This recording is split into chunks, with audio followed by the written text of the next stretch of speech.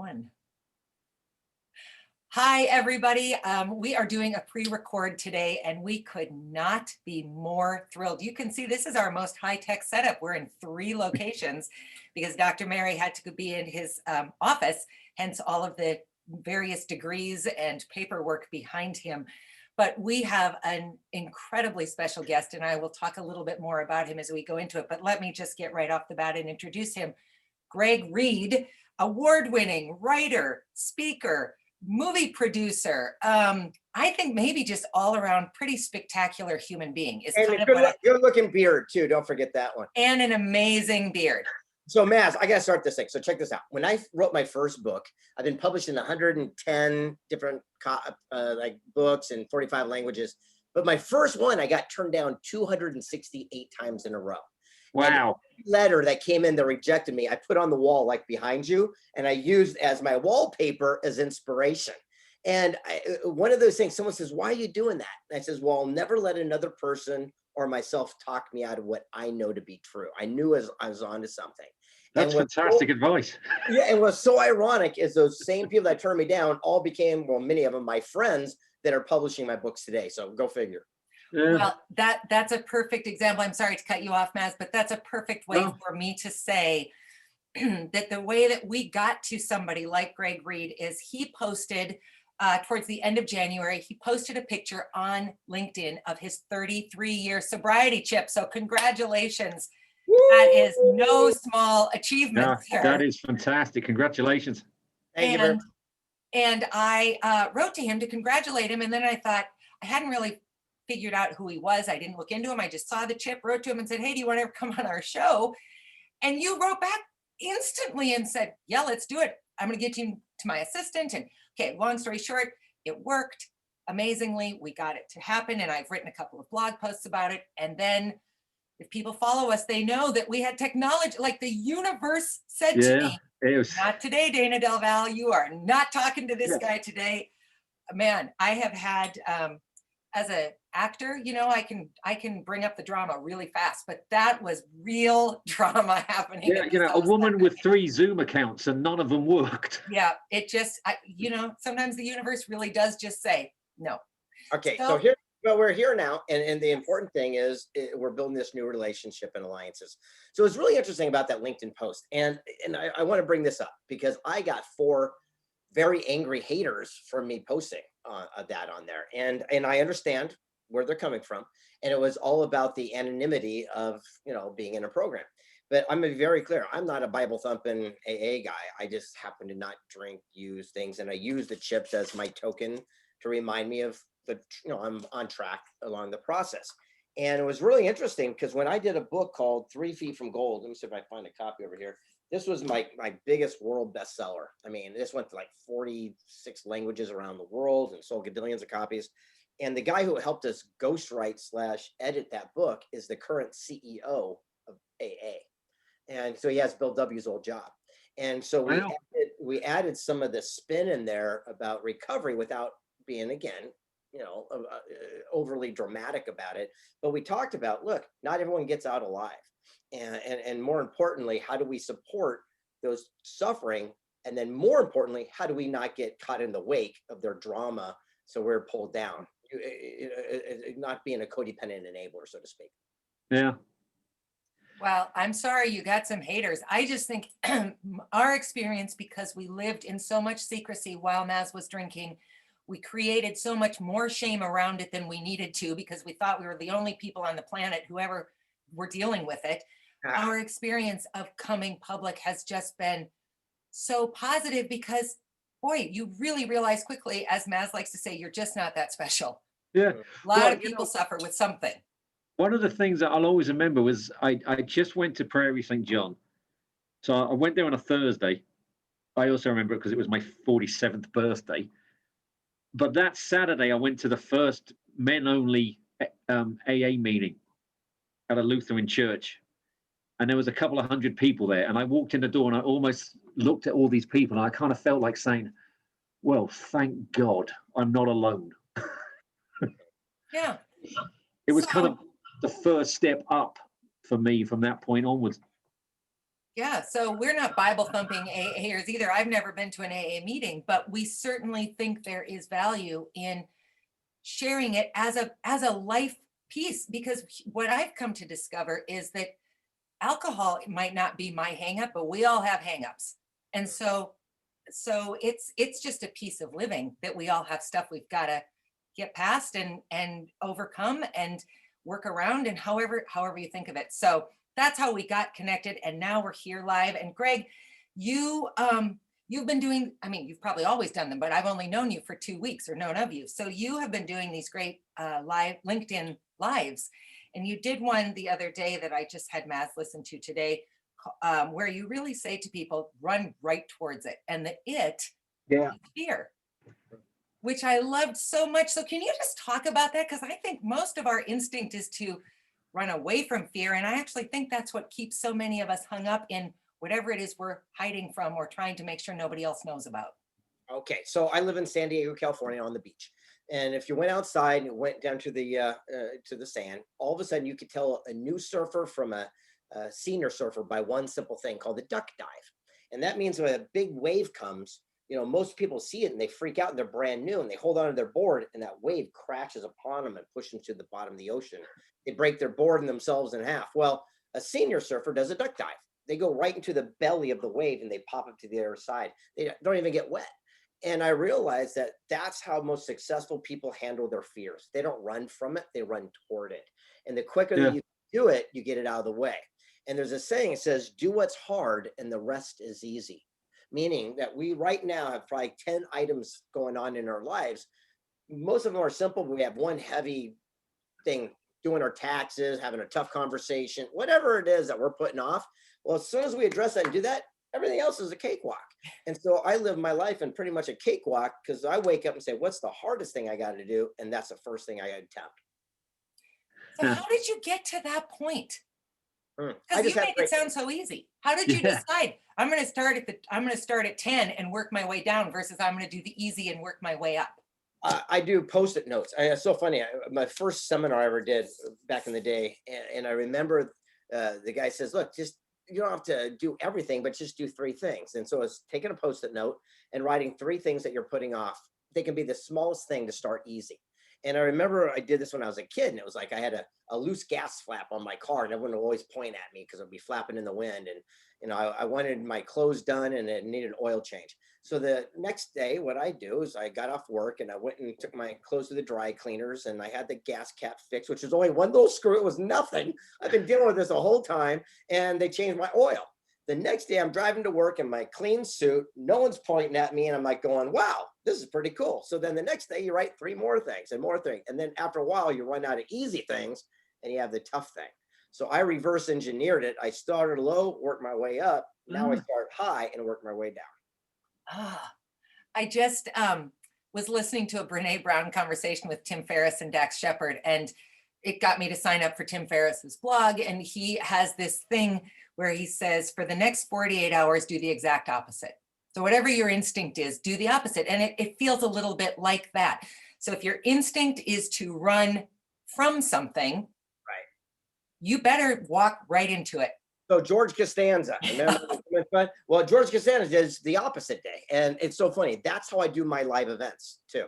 Is I sat there and said, well, what is the opposite? George, that exact thing, George Costanza, is how I have success in my life from that TV show.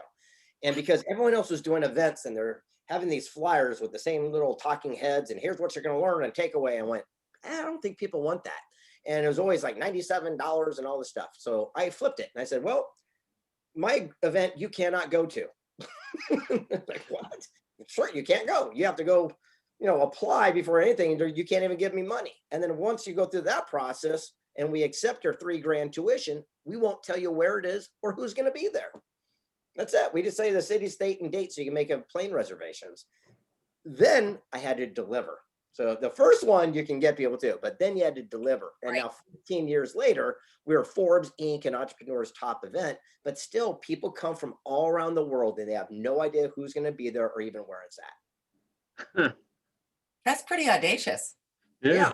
Well, the whole thing is I got sick and tired, honestly, of seeing all of these coaches and teachers and wannabes people. And And I said, well, what if I could do something where you could actually hang out with the people who are doing what everyone else is talking about? So if you want to start a new clothing line, well, imagine having tacos over lunch with the guy who started UGG Boots, a multi-billion-dollar brand. If you got an idea for a board game, here's the guy who did Pictionary. If you got an invention, here's the guy who put that little magnetic strip on the back of a credit card and changed banking. If you want to talk to a head of a country, here's President Vicente Fox. We do a private Skype with Edward Snowden while he's hiding in Russia. What would it be like if you actually had the access to the people everyone else is talking about? So that's what we perform and that's what we deliver. And I got to tell you, the next one's gonna be in September and we're ecstatic. Can you tell us the location? Nope. Oh, you don't even have a location yet. Okay. Oh, of course we do. It's secured. It's Well, I mean, amazing. you do, but you're not talking about it yet. No, we won't ever. You'll never know until you sign up and until you're in. I You'll see. never Okay. know. Yeah, it's just And the reason we do that is to keep it private. So, for example, when President Vicente Fox came last time, he didn't want Secret Service. So we get an old warehouse out in nowhere. No one knows where it is, and right beforehand, we go, "Here's a secret location. You cannot share it." And once people show up, there's no name tags. You go up there, and I remember I go, "Vicente, I go, let's start slow and work our way up." He goes, okay. I go, I understand. I talked to Donald Trump that you're building me a wall. Hey, thanks a lot for that. He goes, you son of a. He told me the story about how his buddy George Bush and Condoleezza Rice and Colin Powell tried to talk him to go to war with Iraq, but wouldn't do it. And here's his reasons. And when you start hearing stuff right from the people who've actually accomplished it, it changes your paradigm instantly. Because now instead of, for example, talking about men are from Mars and women are from Venus, well, again, go over and have a couple cocktails with John Gray and and learn exactly right from the person who created this thing, how it's all done. Okay, so did you get to them the way I got to you? You just asked? Yep. The most successful people are the most available people, but no one knows that. It's the biggest thing in the world. If you're brand new at something, happy-go-lucky or fresh or cool. Top of your field, happy-go-lucky, you got nothing to prove. In the middle, pain in the neck. You're filled with ego. You're edging God out. You're finding your own voice. Just jump to the front of the line. And people are more accessible now between all these social media platforms. Just DM them. And the whole thing is, it's specificity. That's the key to this stuff.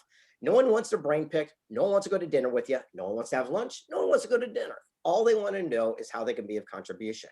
So if I reach out to somebody, here's how I do it.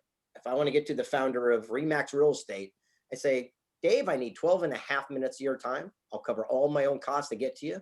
From the time I open the door to leave, I'll start a stopwatch. It'll be 12 and a half minutes. I'm going to ask you one question: why you didn't quit when the going got tough, or whatever my question is. And by doing that, the chance of them coming downstairs to the boardroom, give me 12 minutes is 100% because it's no skin off their neck. But people don't do that. They want to pick their brains and take them to lunch, and no one wants to go to lunch with you guys. And that's it. I'll give you another example. If I get off stage and there's 10,000 people, you get rushed and they say the nicest things. How can I be of contribution? How can I work with you? I don't know who the hell you are. So I don't got 30 minutes to do a resume check. There's a whole line of people. But now imagine someone comes up to me and says, hey, loved your gig there. Checked out your Instagram. You got 500,000 followers. I make memes. Let me make you one. If you like it, you'll use me. Boom. 4 seconds. I know who you are, what you do. You got my cell phone and we're connected. Specificity is the key to opening doors. Wow. So, who's your, and maybe you don't have someone since you seem to get to them, but do you have a dream person you've not yet gotten to? Only 2, and I'm almost specifically not doing it because then that's the end of the road for me. It's so interesting. Years and years ago, I had a bucket list when I was 17 years old. You know, I had to do an 80 of these bucket list items. And I did every single one of them a couple of years ago. I finally did the last one. And it was such a surreal moment. And it was like, that's it. You know, when you run with the bulls and you climb Mount Kilimanjaro and you swim with sharks and you carry the torch for the Olympics and you do the stuff that's impossible to do and you pull off, then what's next, right? So there's 2 that have been sitting out on the thing that I'm waiting for them to come to me rather than me go to them. So that way it doesn't close it out. Interesting. Rosemary, do you have any questions? No, I don't. I'm thinking. Okay, good. Then let me keep going because you guys got me for a few more minutes. Yeah. Let me just drop some bombs because for those of you who don't know me, don't feel bad. I'm not popular at home either. I'm just a regular guy. But I've been published in, like I said, 110, 20 books, something like that, 40 some odd languages around the world. I just got a star on the Walk of Fame in Las Vegas for writing books. And I have a major motion picture that's trending on the Netflix right now called Wishman. And that one I interviewed the founder of Make-A-Wish Foundation, and I asked him what his wish was. And he said, no one ever asked him. I said, well, I'll grant your wish. What do you want? He says, I just want my story to be made into a movie so my grandkids will know I did something. So he signed over his life rights. I said, I don't know how to make a movie, but I'll figure it out. And it took 6 years, but last year we made the actual short list for the Oscars on the ballot, and we're trending on the world right now on Netflix. And the moral is that everyone can be a hero. You don't need to be a celebrity or a billionaire or a movie star. You can give a pair of socks to a homeless guy today. Everyone can do some simple act of kindness. And that's the whole concept of this film. But moving forward, some of the books that I've written, I write the Think and Grow Rich series through Napoleon Hill. So if you ever heard of, Think and Grow Rich, I write the series that follows up to modernize it. So I have basically a ticket to meet any human alive and then tell their stories in books and film. So it's not a bad gig if you can get it. And by the way, I'm dyslexic. I can't spell and I can't really read very well. And I do this. And the secret is you work your strengths and you hire your weaknesses. What that means is I don't focus on the things I can't do. I find those people and I hire them and I work the strengths that I can. At no time when I made a major motion picture did I run a camera. I didn't write a script. I didn't do casting. I got all the best people, orchestrated it, and made an Oscar qualified film. So everything is possible. And the people watching this right now going, well, that's easy for you. You know what? Beep, beep, beep, beep, because you don't even know who the hell I am. So you can't say that because you don't even know who I am. So that's not a true thing. And neither did the people I reached out to. The only difference is I reached out. And it all starts with action. The law of attraction. It's the action and the attraction that makes your dreams true. Think it, feel it, get off your ass, take action, and you got to do it. Bob Proctor and I wrote a book called Thoughts Are Things. And we realized that thoughts are not things. It's only the thoughts that we take action toward become a reality. We have 64,000 thoughts a day, and most of them are ants, automatic negative thought. They're the reptilian part of your brain to protect you and keep you safe. So if everything was negative and ants, and we had 60,000 negative thoughts, and everything should be horrible, but it's not, because it's only the thoughts that we take our action towards become our realities. So you can tell someone's true existence by the reality in which they created for themselves. If someone sits there and says, I want a Lamborghini, but don't have a Lamborghini, it just means they didn't want a Lamborghini bad enough. That's it, no matter what it is. And the crazy thing is a dream is just a dream until it comes true. And then it becomes a responsibility. So everyone wants to get married till they get married, and everyone wants kids till they have kids, and everyone wants a Lamborghini or a boat till they got one. And then it becomes a responsibility. And so be careful what we ask for, because the universe might just deliver it. But I'm gonna give you my, go ahead. I do have a question for you now. So you are clearly incredibly successful, and you actually you come across as someone who actually likes what they do. Yeah. Well, I like what I do. Yeah. How important? I mean, did this all start since in the last 33 years since you've been sober? Did you start this and fail, got sober, and it took off? Oh gosh, no. I got sober when I was a kid. I was 20 years old, 24 years old. I don't know anything but that. I've been sober so long. I'm 57 years old. So, I mean, look, I didn't have one of those bottom stories. When I got sober, I was 24 years old. I drove a BMW, lived in La Jolla on the ocean, and I just was making a boatload of money and woke up, blacked out every Monday morning.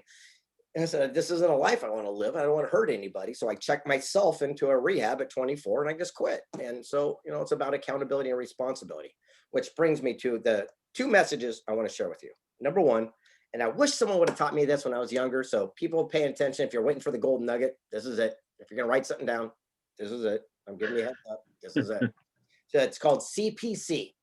It's about accountability and responsibility for every single thing that happens. Stop blaming other people. It's your fault.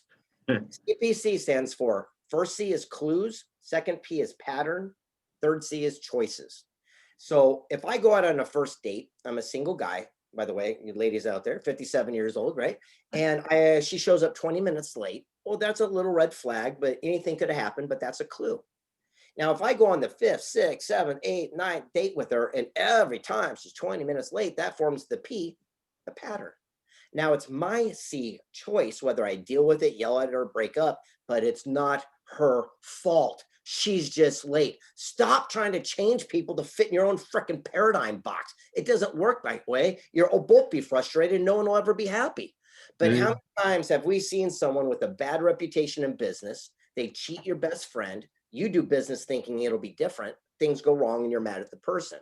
It's like seeing a rattlesnake rattle, bite your kid's sister. You go to pet it, get bit, and you're mad at the snake. Looking back, rarely are we angry at the relationships that failed or business practices that didn't go good. We're just mad that we stayed in too long. We saw the clue, we saw the pattern, but we made our choices late.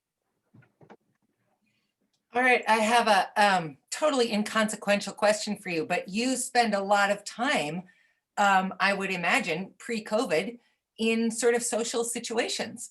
So what's your favorite non-alcoholic drink? Oh, I mix it up. I'm a sparkling water Perrier type guy. Also, on the same note, I mix it up. I mean, it really doesn't make a difference. I like everything, but always carbonated. I don't know why, but that's kind of Me like my thing. too. Yeah, Me I don't too. know. I don't know what it is, but I'll tell you one sober thing is kind of interesting. When I was 24, I remember I was going to leave because everyone kept telling me what to do. Do a chant, get a bumper sticker, get a sponsor, go to these meetings. I went, dude, I just don't want to drink and use anymore. And I was leaving, and the guy, whoever it was, I don't remember his name, but I wish I did so I could honor him. He took me downstairs, and there was a sand volleyball court. It was a yuppie area, and he said, grab a handful of sand. This changed my life, and I did. And he says, when people are giving their input, they're not trying to mess you up. They're just giving you their viewpoint from their point of view. Stop fighting and arguing with them. Just say thank you very much. And he says, if it works for you, keep it in your palm. If not, let it slip through your fingers. But by saying thank you, it gets them to stop talking, and you don't have to yeah button rebuttal. So someone says, hey, put a bumper sticker on your car. I go, well, I drive a Ferrari. Thank you very much. That doesn't work for me. And says, hey, you need to get a men's grip. Well, that makes sense. And as you close your hand, that becomes the program that works for you. That's how I've stayed sober for 33 years. That's how I run my businesses. That's how I raise my kid. That's how I do my projects today. That's fabulous. I have a good friend from graduate school, same principle, but it shuts down all conversation, which is brilliant. We were kind of berating him one day over some things, and he turned to us and he said, that's a valid criticism. And I thank you. Same thing. There's nothing to say to that. He kept what he wanted. He discarded what he didn't, and we were done. And that's exactly as it should have gone. Yeah, that's how I got through my marriages before. I like that. You're absolutely right. You got to end this conversation. Yeah, yeah, absolutely. Well, I think we've got about 30 seconds left of our half-hour time slot. I just really can't thank you enough. You've just made our day. Your generosity, your generosity, Greg, is, as I wrote to you, the kind of thing that I cannot wait for us to start paying forward as well. It really, really has just been amazing. And you've inspired us to get a little bit or a lot more audacious in our asks. So thank you so much for that. Thank you. Thank you very much. September. I hope everybody gets to be there, and someday I hope we're there in person too. And if you ever get an interest in plant biology, look us up. Okay. Well, only look Maz up. Don't look me up. The other day I was thinking, hey. Yeah. As people so often do, Greg. I'll see you later. Thanks so much. Take care. Thank you very much. You're welcome. Bye. Thanks, everybody. Bye-bye.